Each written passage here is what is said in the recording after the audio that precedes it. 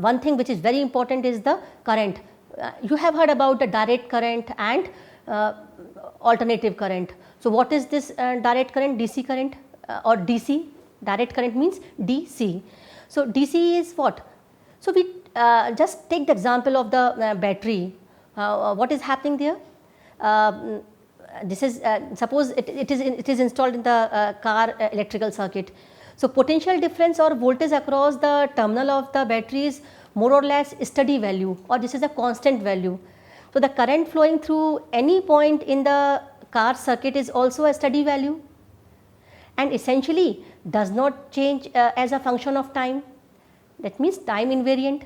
So, this is the direct current, or you can say the constant current. So, working with the direct current is simple than the other current. Why?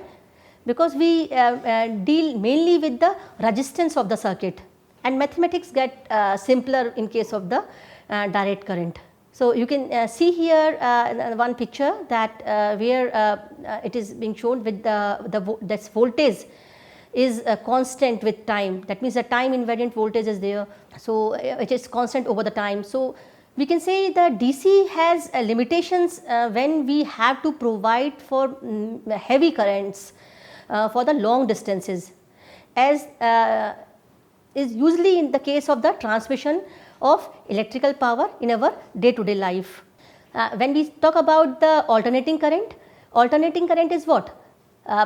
You can see here one picture which is showing the alternating current, which is the time invariant current. So, as against the DC, we consider the case where the voltage changes as the function of the time. You can see here in the picture. We shall consider only the case where the change follows the shape of the sine. Here the voltage and the current increases from 0 value to the maximum value, then it reduces back to the 0, then continues to the minimum value, and then again it is getting the 0 value. So, this is, you can see here one cycle is completed. So, this constitutes a full cycle and which repeats thereafter. So, this is called alternating current. So, number of cycles per second is frequency. If you say that the frequency is 50 hertz, what does it mean? That means in 1 second there are 50 cycles.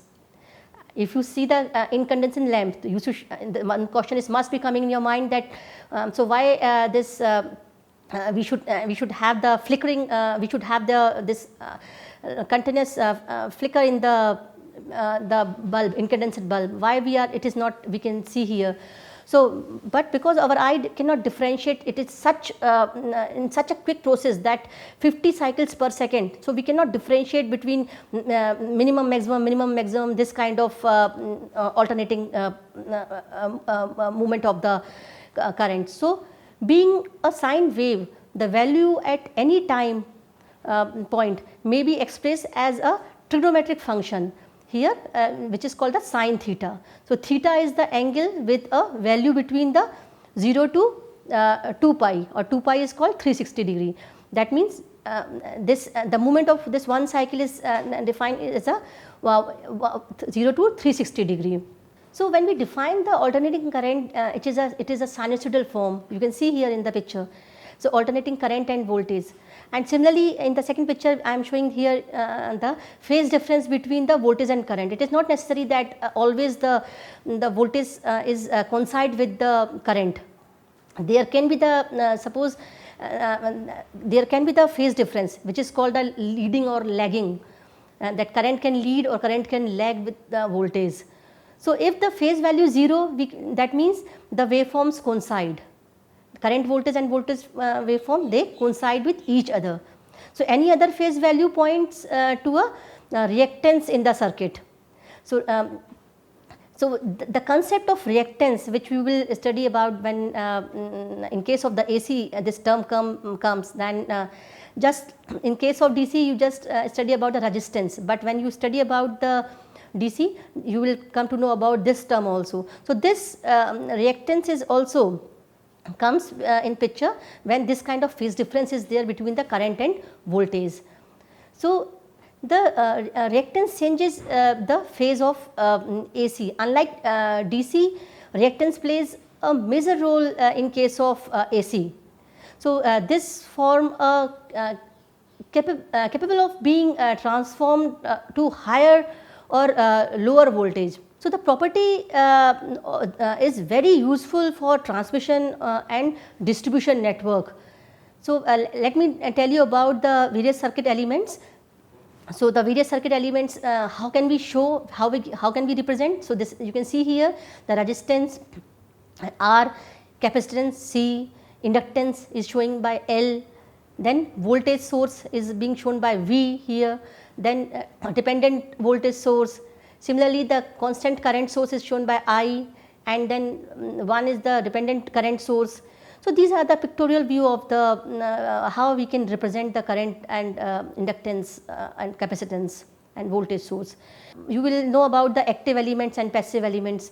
So, active elements are which delivers the energy, for example, the current source, voltage source. Passive elements mean which absorb the energy, that means resistance, inductance or capacitance.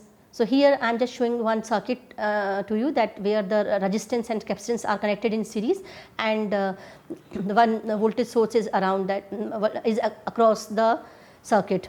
You all should know about what are the electrical loads. So, this is very common term, we know that the load is connected, and this kind of terminology we use. So, what are these load?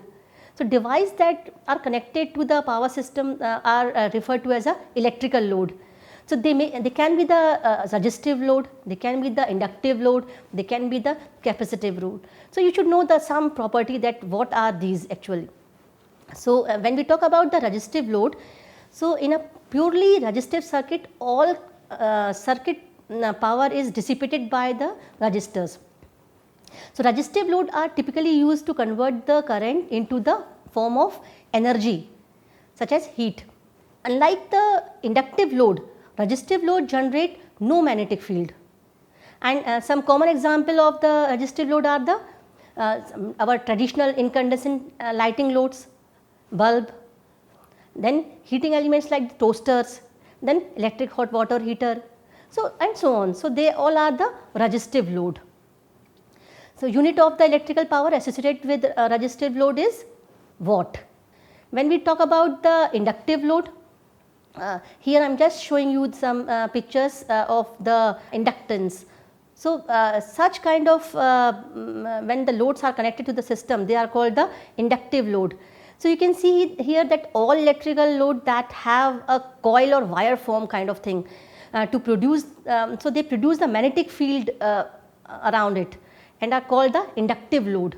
So, such kind of loads are also available and which are being connected to the power system, like our hair dryer, some coil form are there, fans, the current flows in some kind of coil form, then from the coils, then vacuum cleaner and many other motorized devices. So, these all are the kind of the inductive load.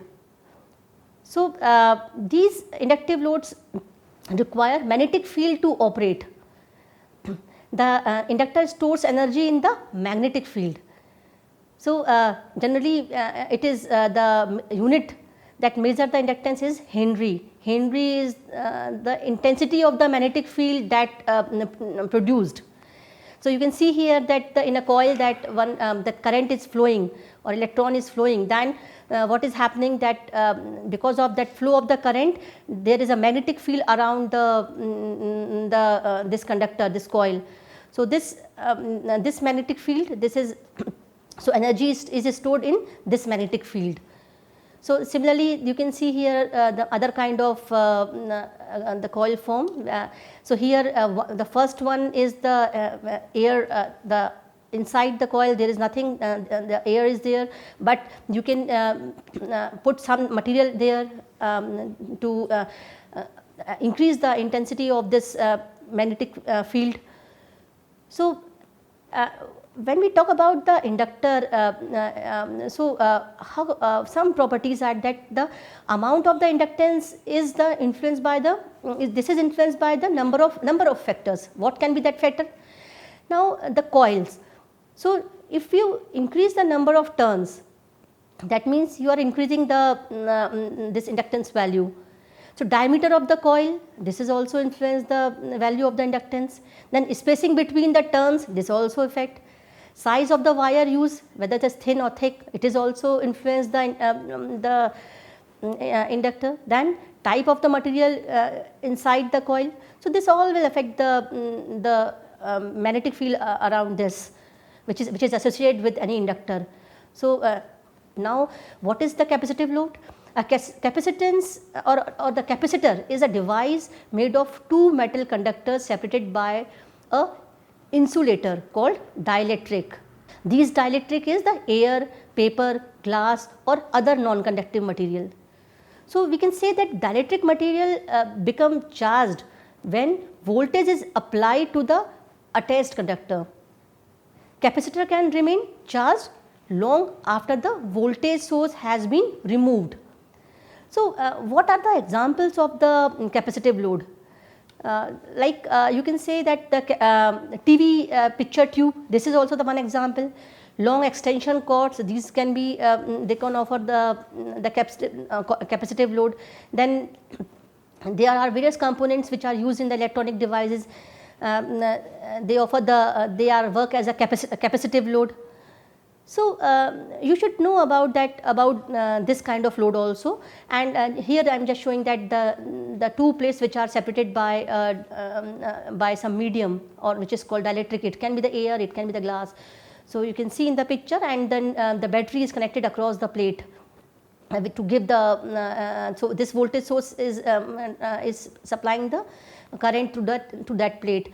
So a device that stores energy in the electric field here. In the case of the inductor, we are talking about the magnetic field, which stores the energy in the magnetic field, while in the case of the capacitor, it stores the energy in electrical field.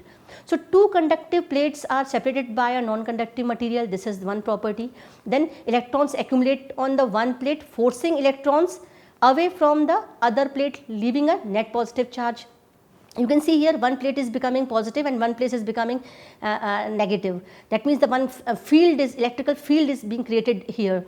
So which is very useful to work it as the capacitor. So this once this energy is stored, it can also work as a you can say this is a temporary storage battery. When the charge capacitor can also be used as a temporary storage battery. So this is the commercially available capacitors are showing here, that in the case of the electronics, you can see the small capacitor, how they look like. So the amount of the charge, basically when we rate the capacitor, it depends upon the amount of the charge that can be held by it, or voltage handling capacity, or insulating material between the plates. So from these inductor, capacitor, and one term comes, then inductance, capacitance and impedance.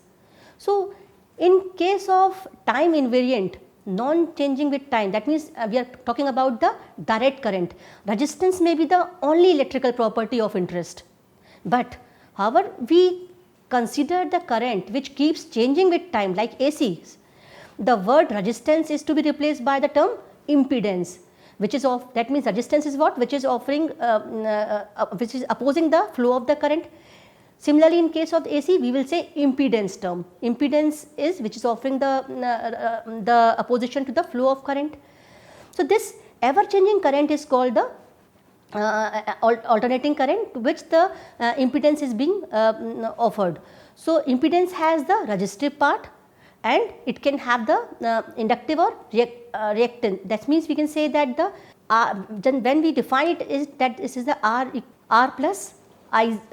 So here we can say that the resistive part and the remaining could be either capacitance or inductance, or both. So when we measure the unit of inductance, it is Henry or L. Now what is inductance? The property of any electric conductor or circuit that causes an electromotive force to be generated by a change in current flowing. So the flow of current creates the magnetic field around the conductor, and the field strength depends upon the magnitude of the current that flowing through that circuit. Magnetic field, this tends to oppose the change of the current through the circuit. So, what is the relation between the current and voltage in case of the inductor? Here we can say that V is equal to L di by dt. That means you can say that this basically it opposes the rate of change of current. Suppose one current is flowing and you just make the change in this. So, the inductance is a property which opposes the rate of change of that current. So, here one constant of proportionality is coming which is called L. The term inductive reactance is coming from here, from the inductance. So, effective opposition offered by the inductance, which is called the inductive reactance. When we denote by the expression that it is expressed by the XL, all the reactants are expressed as XL, or in the case of capacitance it is represented by XC. So, XL is equal to the omega L, where the omega is the 2 pi f, f is the frequency multiplied by L. So, you can express this inductive reactance as 2 pi FL. So, more L means more reactance, frequency is more, reactance is more. So, you can get the relation between these parameters by this expression.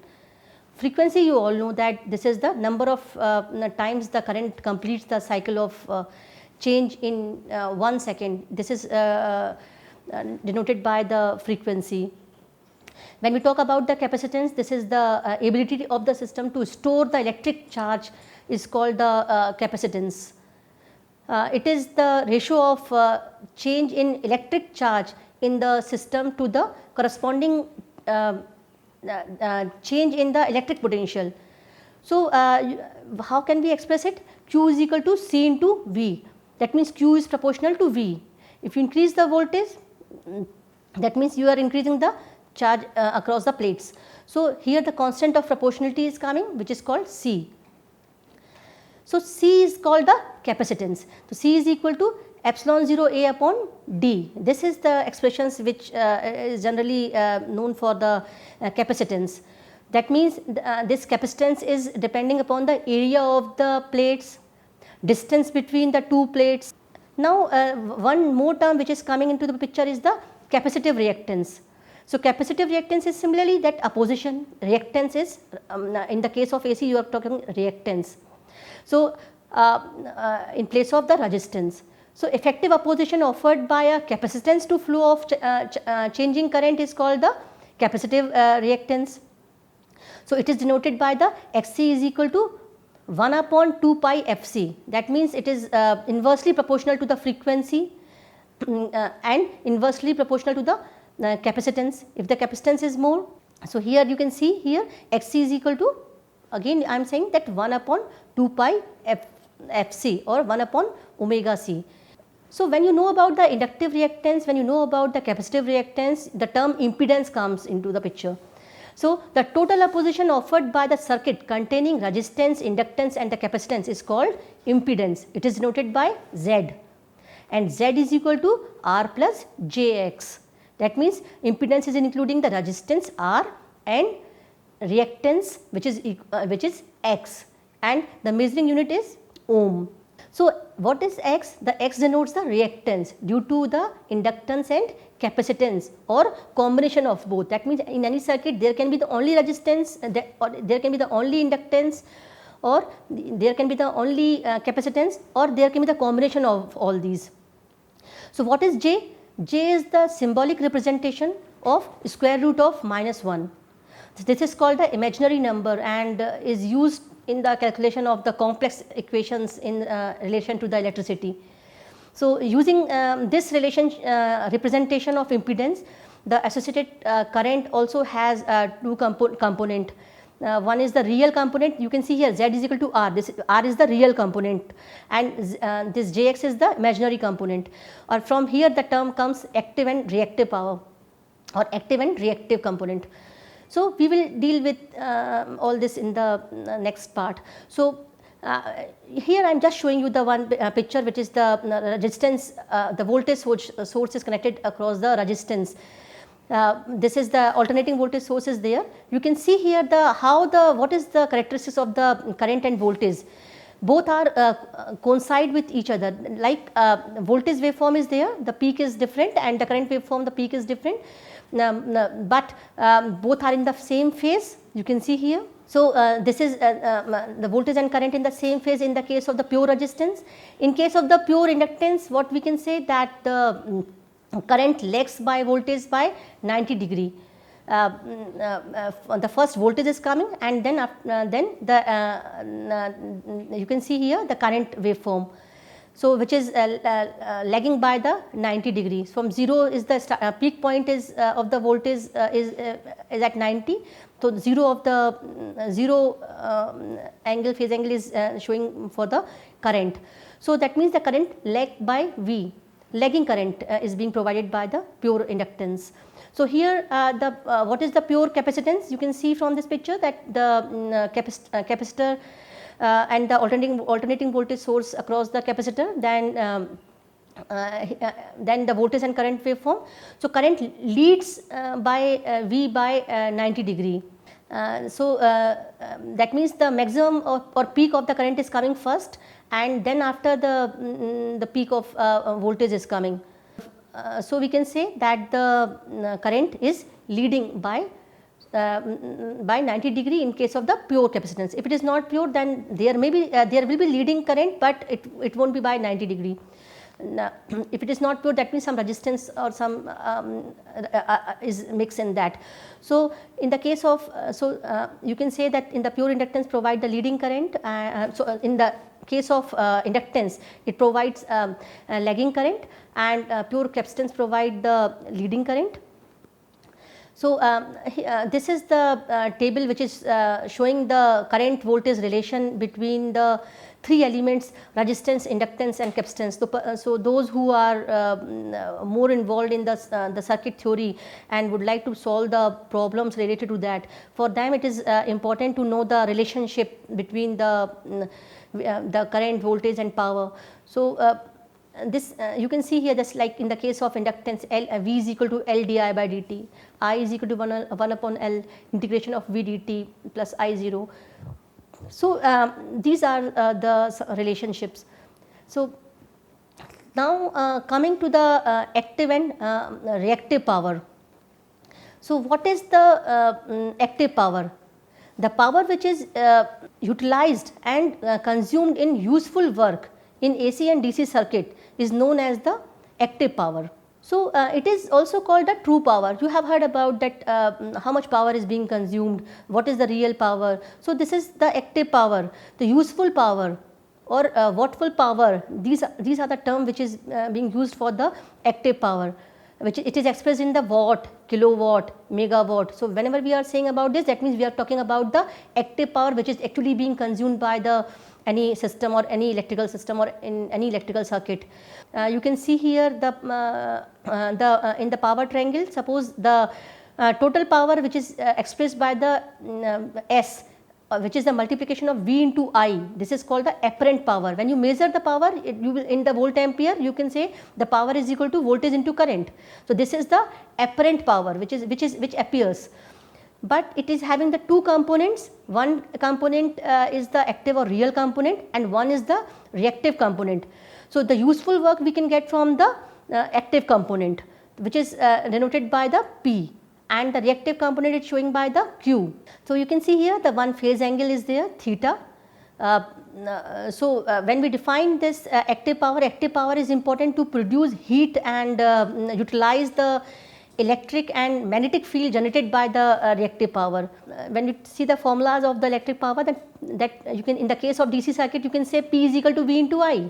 In case of active power, in case of single phase AC circuit, you can say P is equal to V into I cos theta. You can see in the power triangle what is theta. This is the phase angle. Then P is equal to under root 3 VL IL cos theta in the 3-phase circuit. Under root 3 line current, line voltage multiplied by the cos theta.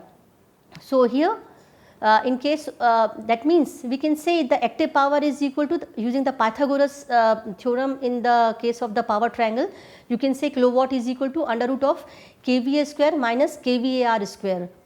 And so, the active power is being shown by the kilowatt, and apparent power is showing by the volt ampere or kilovolt ampere. and the reactive power is expressed by the kVAR. Basically how this term kVAR comes, we will see here. What is this reactive power? Our interest was the real power or active power, because which actually we are getting in the work form. So, but it is also essential to know what is this reactive power. So, the power which moves or bounce back and forth when between the source and the load in the circuit is known as the reactive power. Sometimes we call it as a useless power or wattless power. So, reactive power is denoted by Q and measured in VAR, volt ampere reactive, and generally kilovolt ampere reactive or megavolt ampere reactive, the larger units of this. So, reactive power plays a very important role in the case of the AC circuit to produce the magnetic and electric field. In the case of generator motor, this term is very essential, generate the magnetic field, and it stores in the circuit and discharged by like transformers, solenoid and induction motors, etc. So, when we talk about the formula of the reactive power, so we express like it Q is equal to V into I into sin theta. From where it comes? From the power triangle. You can see here that where the theta is the phase angle. So, the Q can be the vertical component, it can be expressed as this Vi sin theta, and active power was the horizontal component, which was expressed by the Vi cos theta. So, here the term Q is coming, which is called the reactive power. So, we can say the volt ampere reactive can be measured as the volt ampere square, under root of the volt ampere square minus active power square. So, that means the reactive power is equal to the under root of the apparent power square minus 2 power square. So, this is coming from the Pythagoras theorem, or when we talk about the power triangle. These expressions can be obtained. Now, the very important term is the power factor. You can see your electricity bills and all some equipments. There is a power factor value is also mentioned there, that what power factor you have considered, 1 or it is 0.5, 0.8 or this. So, what does it mean? So, efficiency of the power system can be viewed how much total power, that means the real plus reactive power is required to get the real work done. That means it is taking the real and reactive power, but how much but work is we can obtain from the real power. So, this can be expressed in the form of the expressions typically in the power factor above 95% are considered good, or sometimes 90%, 0.9. So, this is good, near to 1. So, this is high power factor. So, it is always good to have the high power factor, and there are disadvantages of having the poor power factor. So, the power factor may be defined as the cosine of the angle between the voltage and current, cos theta, or we can say here power factor is equal to R by Z, what, resistance divided by impedance, or power factor can be defined as the real power divided by total power. So, if the more real power is there, that if the power is the real power and the reactive power, and if the amount of the real power is more, then power factor is more. So, real power divided by total power. So, this is the power factor. So, it is always good to have the high power factor. If the reactive power component made 0, that means power factor unity. That means it's our aim to make it this reactive power component, which is coming in the picture because of the inductance capacitance. It is need to be compensated when we would like to make the power factor unity. So, what are the disadvantages of this poor power factor? The poor power factor, that means you know that what when you term P is equal to Vi cos theta. If theta is more, means V into I multiplied by cos theta, that means you are getting the more real power. And if theta is this cos theta, if you are getting this cos theta less, that means real power component you are getting less. So, the power loss is more in case of the low power factor. So, the low power factor requires equipment of higher rating for transfer. So, with this I am ending my this session of basics of electricity. So, friends, so today we have discussed about the various terminology, current, voltage, power, energy, and then power factor, then capacitance, inductance, resistance, impedance. So, we have discussed about the electrical supply. So, all these are the very important when you learn about the basics of electricity. So, this was the some basic introduction of the electricity. Thank you.